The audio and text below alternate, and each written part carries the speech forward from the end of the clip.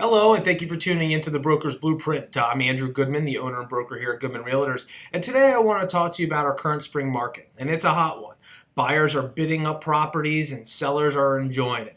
So basically today I want to explain to you how to make your offer the best one going forward. So a seller is looking for a contract that is less risky. They want to make sure that whatever contract they accept is actually going to make it to the settlement table.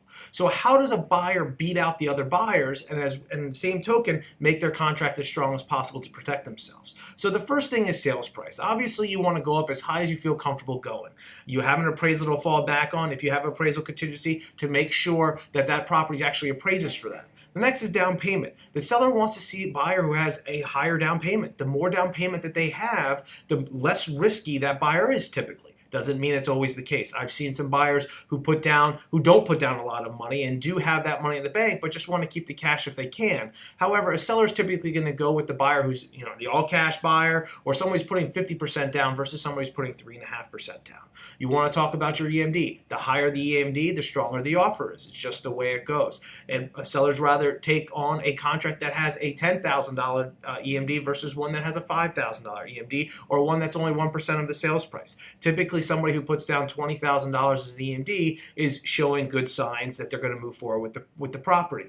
You also want to talk about your contingencies. Typically, a seller is not going to accept an offer in a bidding war that has a sale of home or settle of home contingency. Please talk to your agent so you know the difference of them. Also talk to your agent and see if it's better to have a home inspection or a general inspection. Maybe you want to do a general inspection to help the seller out, tell them that you're not going to negotiate to fix certain items. It's kind of one of those things where you go in there, if you see any problems that you can't live with, you move on. If not, then you move forward with the property. Also, have your agent talk to the listing agent. See if the seller has any demands in terms of when they're going to move. Maybe they need a 30-day rent back. Maybe the buyer is willing to offer a 30-day rent back at no charge. Maybe that'll tip the scales a little bit. So every agent has some tricks up their sleeve. Your agent should know how to best suit you.